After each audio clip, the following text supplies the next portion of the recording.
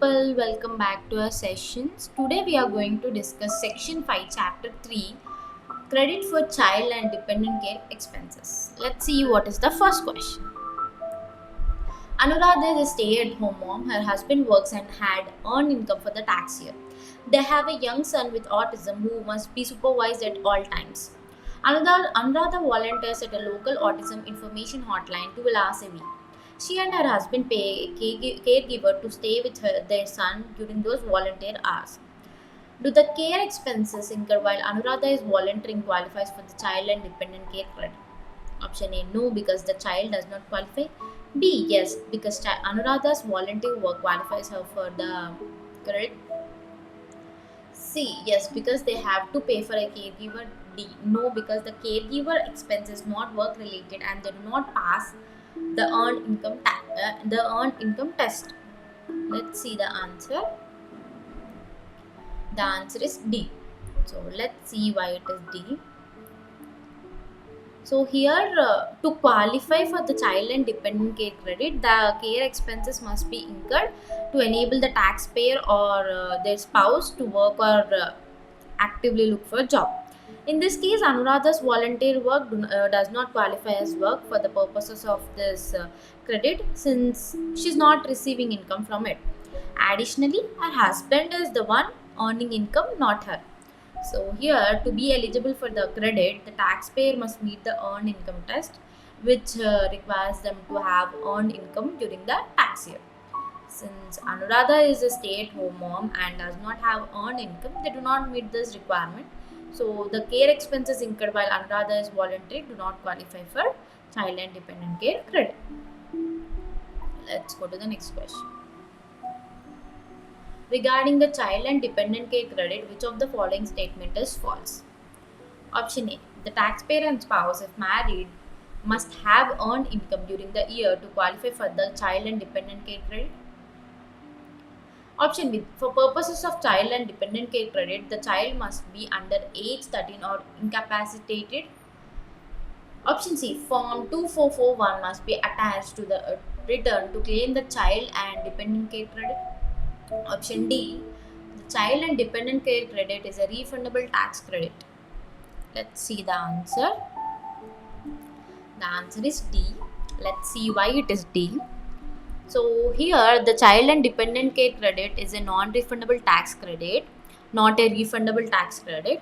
So a non-refundable tax credit can reduce the taxpayer's tax liability to zero, but any excess credit cannot be refunded to the taxpayer. In other words, if the credit exceeds the taxpayer's liability, they will not receive a refund for the remaining amount. So option D is the false statement regarding the child and dependent care credit. Let's go to the next question. Mr. and Mrs. Swani both work full time. They have three children ages 18, 6 and 3. For purposes of claiming the child care and dependent credit, which of the following expenses qualify? A. Payments to the taxpayer's 20-year-old niece who lives with them and can be claimed as their dependent. B. Payments to the taxpayer's 18-year-old daughter to care for her 3-year-old sister. C. Payments to a private school for their 6-year-old to attend first grade. D. Payments to the taxpayer's mother who lives with them but does not qualify as their dependent. Let's see what is the answer. The answer is D. So let's see why it is D. So to qualify for the child and dependent care credit, the expenses must be incurred for the care of a qualifying individual who is a child under the age of 13 or a dependent who is physically or mentally incapable of self-care. In this scenario, the 18-year-old daughter and the 20-year-old niece do not meet the age requirement.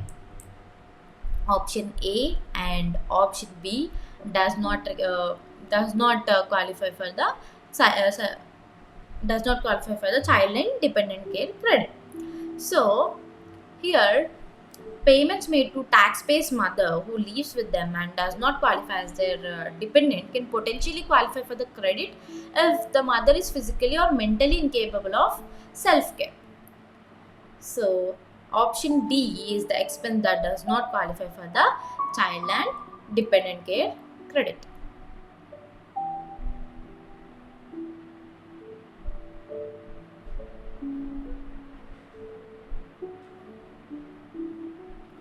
Let's go to the next question.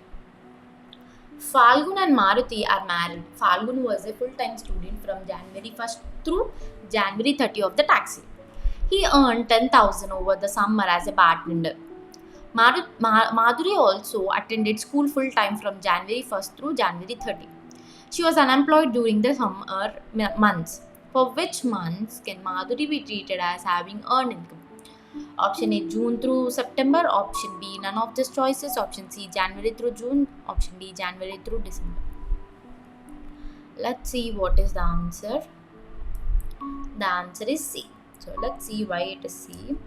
Here, Madhuri should be treated as having earned income for the months she attended school full time, which were January through June of the tax year. So, a spouse is treated as having earned income for any months that he or she is a full time student. So, a taxpayer or his spouse who is either a full time student or not able to care for himself or herself is treated as having earned income.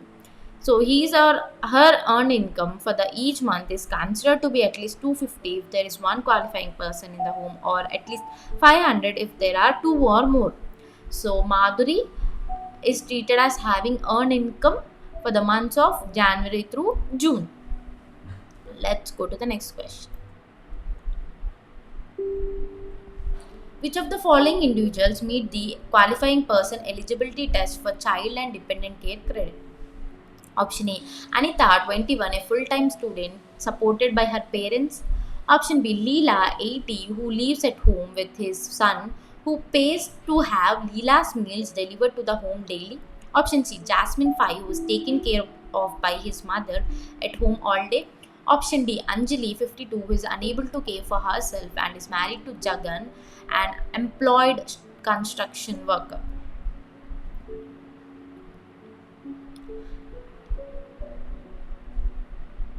Let's see the answer. The answer is D. Let's see why it is D. Here, to qualify for the child and dependent care credit, the individual must be a qualifying person who is a child under the age of 13 or a dependent who is physically or mentally incapable of self-care. In this case, Anjali is unable to care for herself, indicating a physical or mental incapacity of self-care. So here the other options may involve individual who requires care or support. They do not meet the specific requirement of a qualifying person eligibility test for the child and dependent care credit. Here Anita, a full-time student, does not meet the age requirement, and Leela, 80 years old, who lives with his son, does not meet the age or dependency requirement, and Jasmine, 5 years old, taken care by his mother at home, may meet the age requirement but does not have a qualifying incapacity for self-care. So D is the individual who meets the qualifying person eligibility test for the child and dependent care credit. Let's go to the next question. Seema and Deva have been divorced for 6 years. They have 3 boys, age 11, 9 and 7, and all the boys are US citizen and have assistant and live with Seema. Deva and Seema both work and the boys need childcare before and after school. The boy attends the Happy Days daycare center. Seema uses her alimony to pay the childcare expenses. Deva also pays Seema 1,000 a month for child support. Deva and Seema have the name, address and taxpayer identification number for the daycare center. Seema's AGI is 35 and Deva's AGI is 42. Seema will claim 2 of the boys as dependent and Deva will claim 1. This was agreed to during the divorce and Seema signed form 8332. Who can take the child and dependent care credit? Let's see the options. Option A is Deva, option B is Seema, option C is Deva can claim the credit for the boy he claimed as a dependent and Seema for the other 2 boys. D, Deva and or Seema. Let's see the answer. The answer is Seema. So here, in order to claim the child and dependent care credit, the taxpayer must have incurred the child care expenses to enable them to work or actively look for a job. In this scenario, Seema is the one who incurs the childcare expenses as she uses her alimony to pay for the childcare expenses for all the 3 boys. Since Seema is the one who incurs the expenses and is working. She is eligible to claim the child and dependent care credit. So, Deva, on the other hand, does not incur the child care expenses himself. Even though he pays child support to Seema, it is Seema who uses the funds to pay for child care. So Deva is not eligible to claim the child and dependent care credit in this situation. So Seema is the one who can take the child and dependent care credit in this scenario. Let's go to the next question. For purposes of the income exclusion of child and dependent care employee benefits, dependent care benefits include A. Amount the employer pays directly to a care provider. B. Pre-tax contribution the taxpayer made under a dependent care flexible spending arrangement. C. The FMV of care in a daycare facility provided by the employer. D. All of these choices. Let's see what is the answer. The answer is B. Let's see why it is B. So here, for purposes of the income exclusion of child and dependent care employee benefits, dependent care benefits refers to the pre-tax contribution made by the taxpayer under a dependent care flexible spending arrangement. So this is a specific type of benefit offered by some employers where employee can set aside a portion of their income on a pre-tax basis to cover eligible dependent care expenses. So option B is the correct one. And option A, the amount the employer pays directly to a care provider, may be considered a direct reimbursement from the employer and is not specifically related to dependent care benefit for income exclusion purposes. So option A is wrong. Option C, the FMV of care in a daycare facility provided by the employer is not included as dependent care benefit. Certain employer provided benefits such as on-site daycare facilities may have specific rules and consideration that should be reviewed to determine their tax rate. So the answer is B. Let's go to the next question. Raja and Rani have 4 children ranging in age from 2 to 10. Raja has wages of 60,000 and Rani 35,000. Two of the children went to child nursery school INC at a total cost of 10,000. The 2 older children attended a qualified after school program that cost 1,500 in total. What amount of childcare expenses can be used to determine the credit on their tax return? Option A 11,500, option B 1,500, option C 6,000, option D 10,000.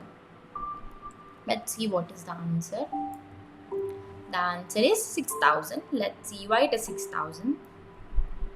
So here, to determine the amount of childcare expenses that can be used to calculate the child and dependent care credit, certain limitations and rules apply. First, the expenses must be incurred for the care of a child under the age of 13, enabling the parents to work or actively look for the job. In this scenario, all 4 children are under the age of 13, so their care expenses potentially qualify. But there are limitations on the maximum expenses that can be considered for the credit. The maximum limit is 3,000 per child for a total of 6,000 for 2 or more children. In this case, the total childcare expenses are 10,000 for child nursery school and 1,500 for the after school program. So which comes to a total of 11,500. Here, since the maximum limit is 6,000 for 2 or more children, only 6,000 can be used to determine the credit on their tax return.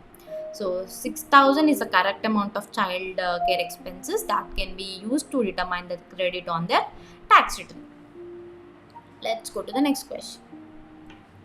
Maruti and Madhuri's dependent children ages 30 and age 3 and 4 attended daycare where the total expenses was 4,500. Maruti earned 20,000 and Madhuri was a full-time student for 6 months of the year and did not have any income.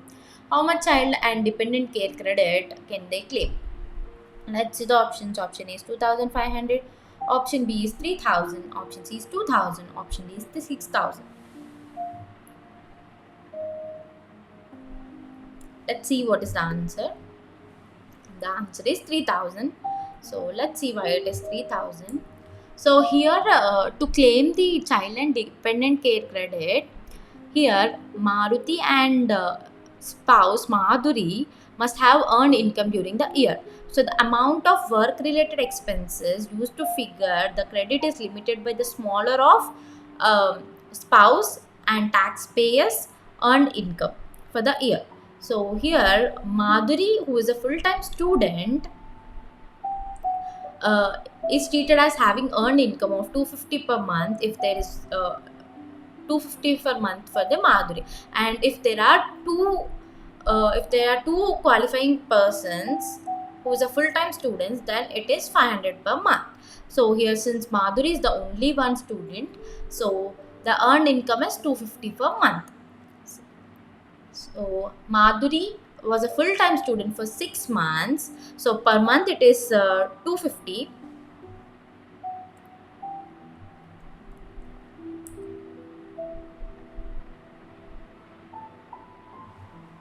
So per month it is 250.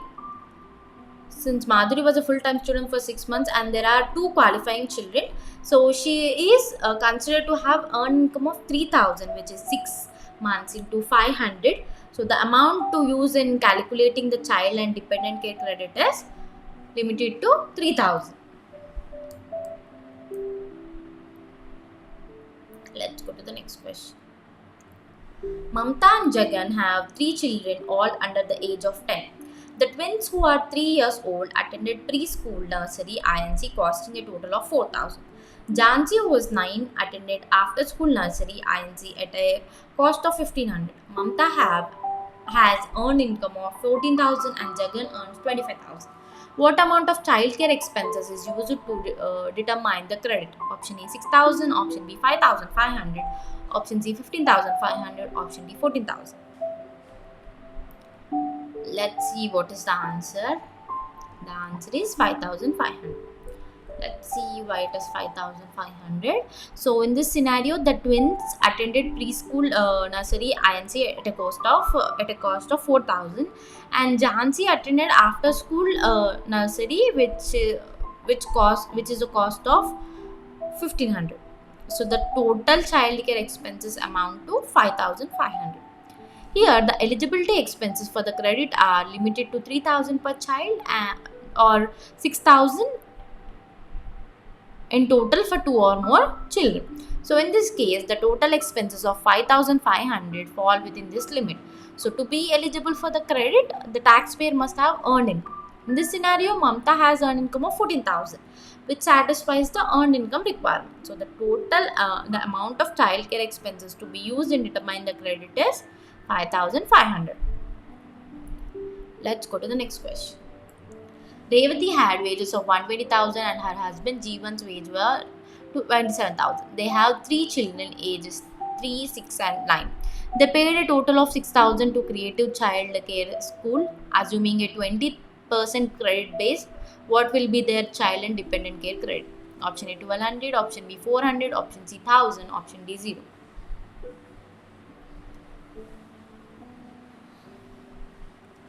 So let's see what is the answer. The answer is 1,200. Let's see why it is 1,200.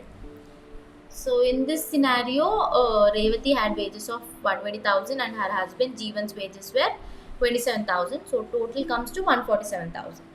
Here the couple paid a total of 6,000 to Creative Child Care School, which qualifies as eligible child care expenses.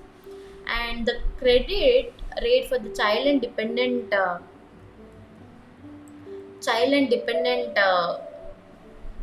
care credit is determined based on the taxpayer's income. In this case, in their household income is above 15,000, the credit rate is 20%. So to calculate the credit amount, we multiply the eligible expenses by the credit rate. So which is 6,000 multiplied by 20%, which is equal to 1,200. The child and dependent care credit for Revati and Jeevan will be 1,200. Let's go to the next question. Both Kamal and Kathy were laid off from their jobs on May 1st. They began looking for work immediately but were unable to find new jobs by the end of the year. The daughter Meera attends daycare at a cost of 250 per month. How much of the daycare expenses can Kamal and Kathy use to figure the child and dependent care credit? Option A, only the expenses paid while they were employed. Option B, only the expenses paid while they were looking for the new work. C, both the expenses paid so that they can work and the expenses paid so they could look for work.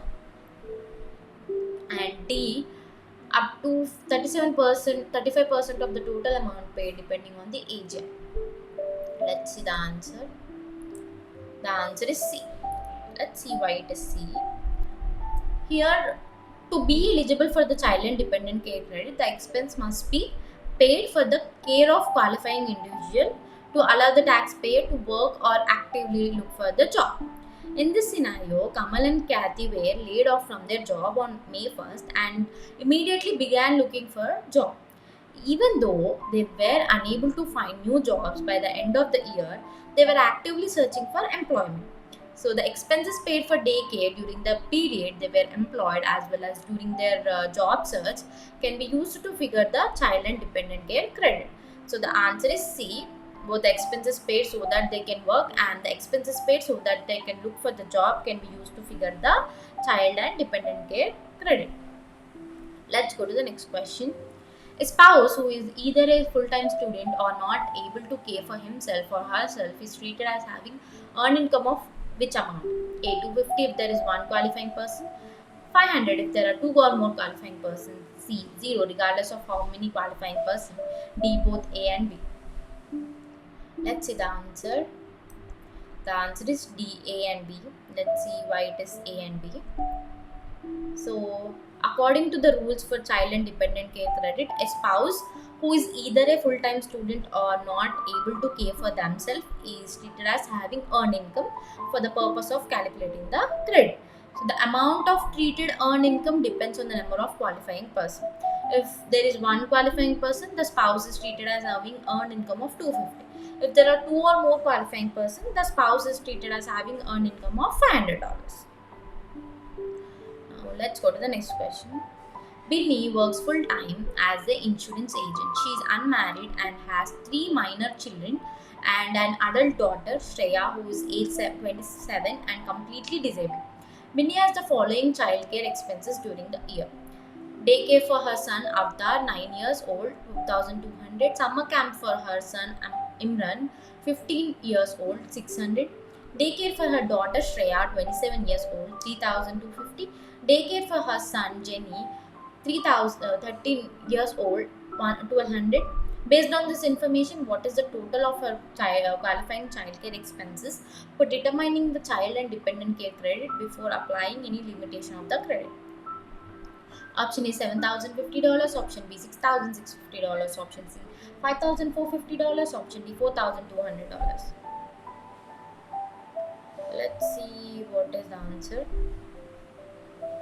The answer is $5,450. So let's see why it is. Here, only the amounts paid for Avtar, which is 9 years old, and daycare for her daughter Shreya, 27 years old, are eligible for the child and dependent care credit because summer camp for her son Imran, 15 years old. Here, the age limit is 13, so is crossing the age limit, so is not eligible for the child and dependent care credit. And daycare for her son Jenny, 13 years old, is also not eligible for the child and dependent care credit. Only Avtar and Shreya are eligible for the dependent care credit, and daycare for her son Avtar is 2,200 plus Shreya, 27 years old, 3,250. So total comes to 5,450 are the qualifying expenses for the child and dependent care credit. So with this we have finished the chapter 3 MCQs.